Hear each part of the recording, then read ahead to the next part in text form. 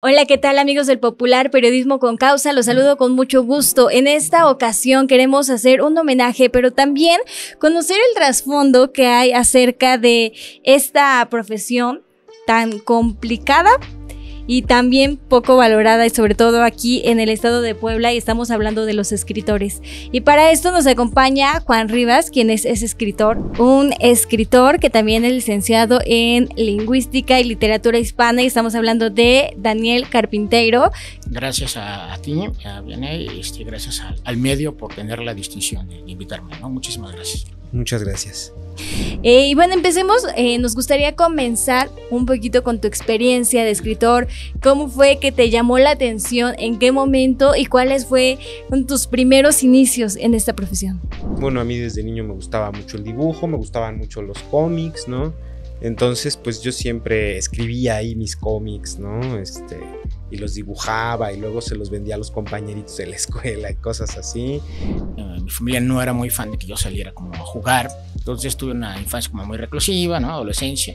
Y bueno, prácticamente lo que me quedaba pues eran los libros, ¿no? Entonces, pues ahí empecé a leer, pues digamos desde muy chiquito, ¿no? Y bueno, yo entré un poquito en esa como urgencia autoimpuesta. Dije, no, si Mozart compuso las 8 primeras sinfonías, yo no después de escribir mi primera novela, ¿no? O sea, me aventé mi primera novela de 4 cuartillas, pero bueno, disfrutaba mucho haciendo eso.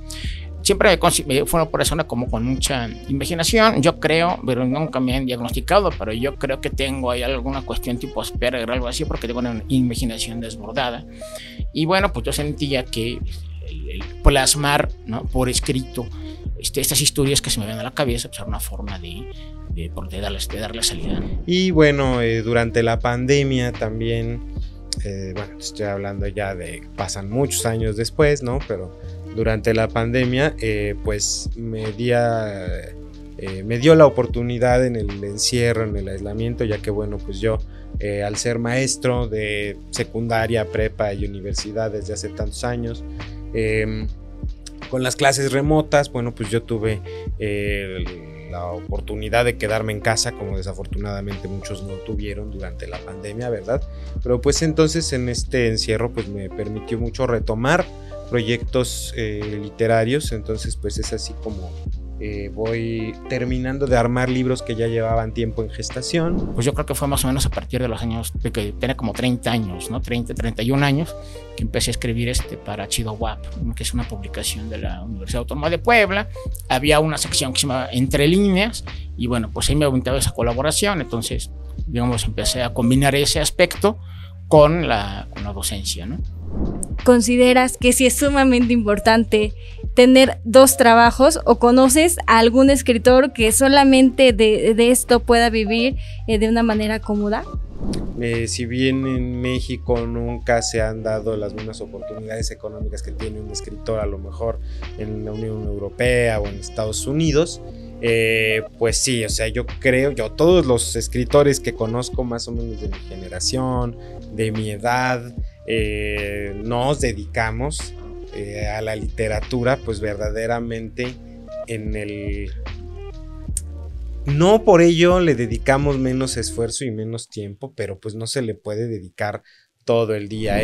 Yo creo que el escritor que nada más vive de sus libros, muy difícil, ¿no? O sea, al menos aquí en México no creo que los haya. En Estados Unidos sé que está muy desarrollado el mercado de los copywriters, les llaman, y ellos te generan desde landing pages, por ejemplo, para cuestiones de internet y eso. Entonces, gente que ya tiene un portafolio, que ha formado a lo largo de 10 años, sí viven de eso y sí viven más o menos bien.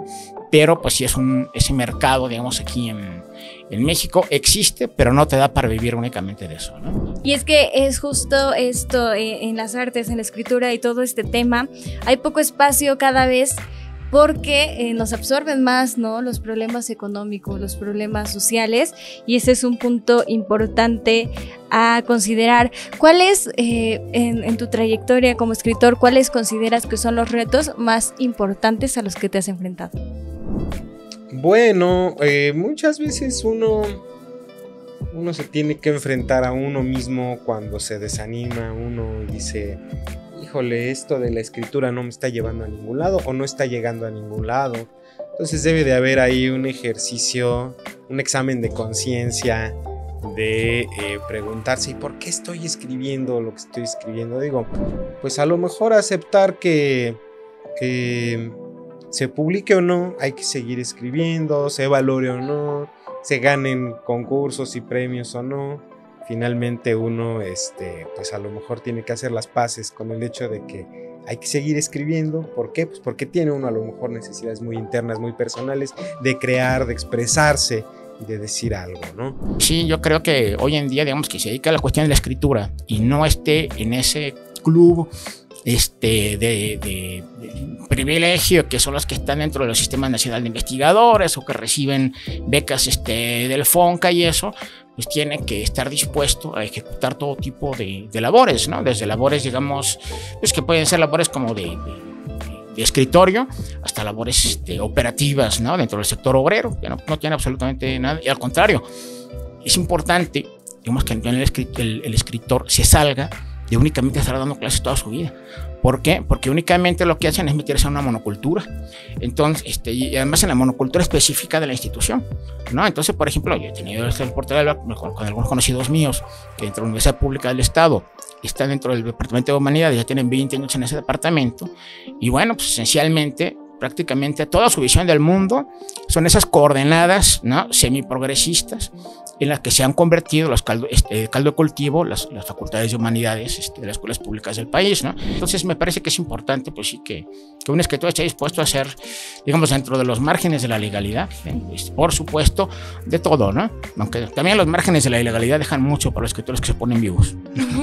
Sí, y bueno, ¿nos podrías comentar un poquito de tus obras más relevantes? Sí, pues mira, el primer texto que yo publiqué se llama Ilustres Perdedores. Es como un relato largo que publiqué en un libro que se llama Homenaje a Bukowski, que salió en 2008. Se publicó entre varios colectivos de escritores independientes de la Ciudad de México.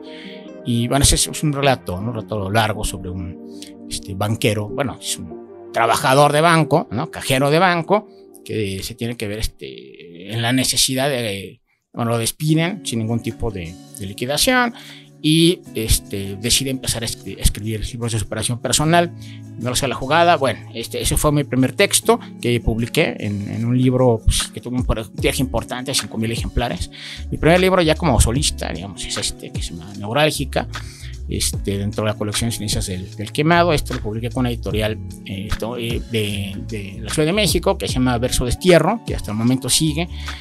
Desde mi punto de vista, pues es de las editoriales más productivas de poesía en el país, en conjunto con Profética Casa de la Lectura, que también apoyó la edición, y Diablaco Ediciones. Entonces, bueno, se publicó en 2011, ¿no? Ya tiene prácticamente pues unos 13, va a ser 13 años que se publicó. Después, bueno, sigue publicando en varias antologías. Digamos, este libro se llama Cara de Mosca, lo publiqué el año pasado. Es un libro de 2023 y lamentablemente son poesía, los dos son libros de poesía. Y lamentablemente tuvo un problema con la editorial, me sacó muy poquitos libros y bueno, pues ahorita estoy viendo la forma de sacar yo mi propia edición por mi cuenta, pero bueno, existe, ¿no? Se llama Cara de Mosca y pues digamos los principales que he producido son estos hasta el momento, ¿no? ¿Nos podrías platicar acerca de la canasta de escritores y escritoras?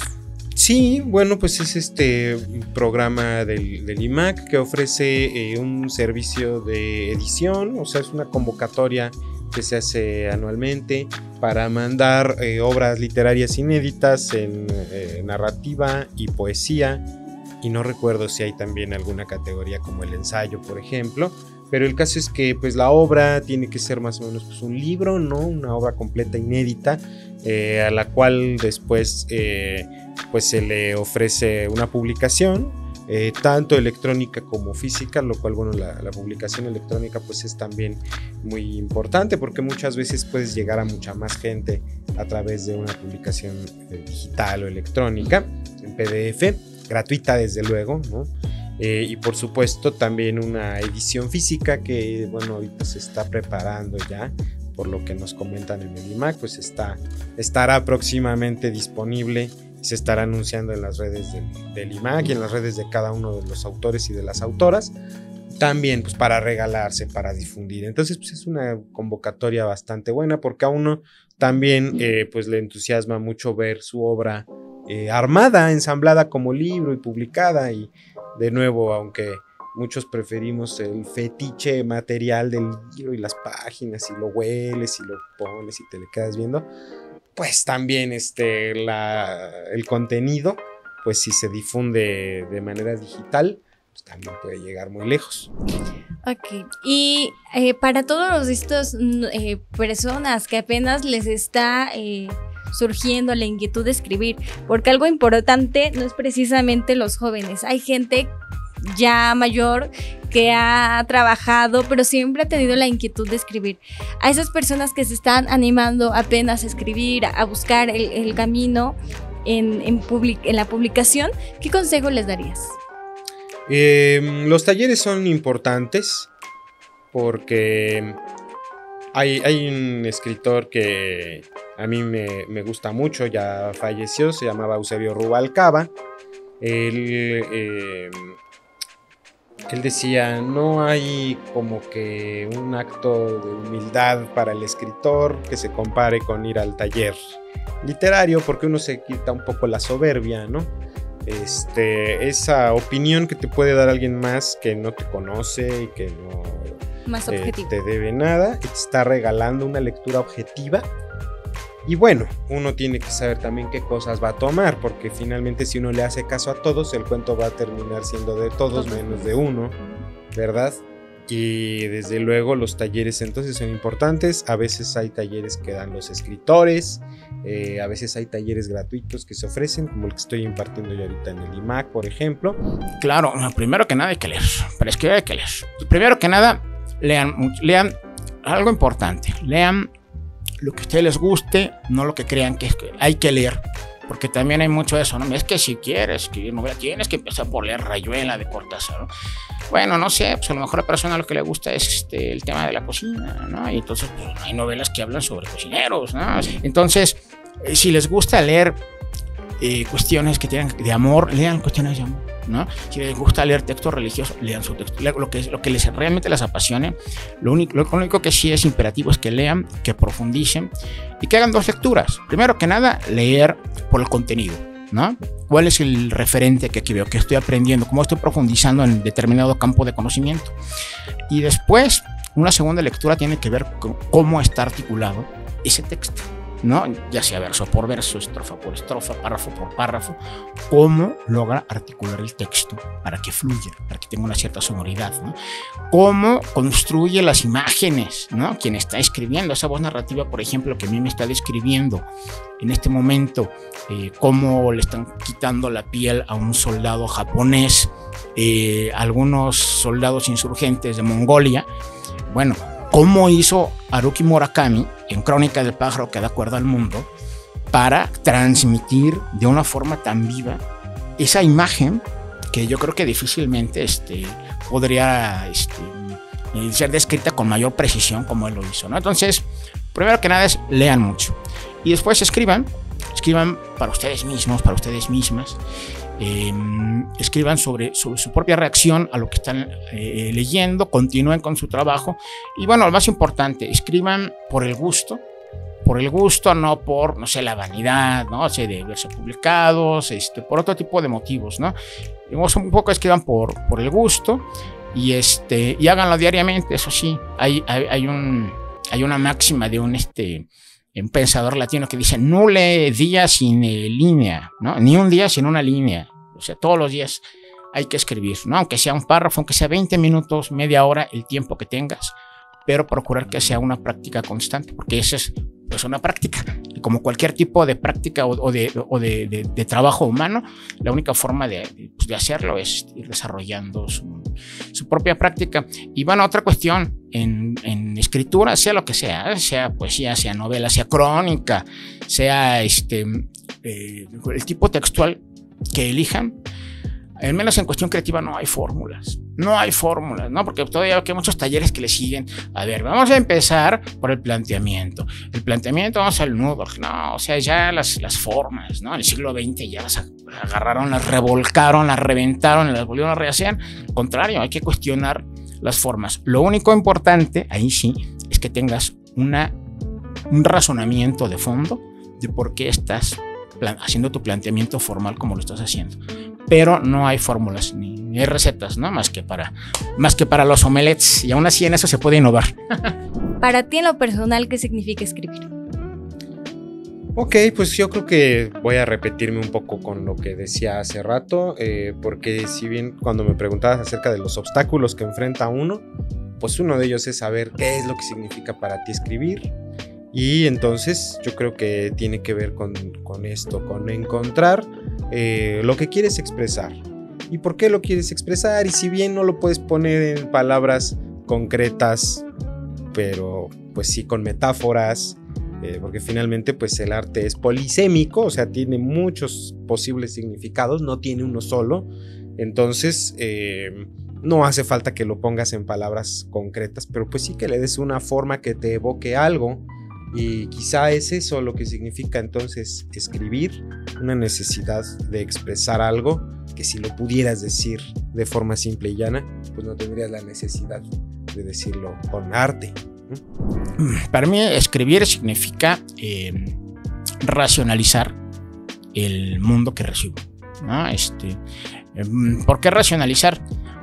Está comprobado, digamos, que una vez que uno tiene que ensamblar un escrito, digamos, aquello que son ideas amorfas o son simples percepciones e impresiones, pues como toda impresión y como toda percepción fragmentaria y cuestionable, una vez que esas percepciones uno las organiza dentro de ciertos campos, vamos a llamarlos así, campos conceptuales, uno, digamos, se puede explicar mejor el mundo. Entonces, para mí escribir es una forma de explicarme el mundo. Para mí, yo es que sí soy de esas personas que sí me cuesta trabajo entenderlo, cómo funciona, ¿no? Entender cómo funcionan, por ejemplo, la mayor parte de las personas, ¿no?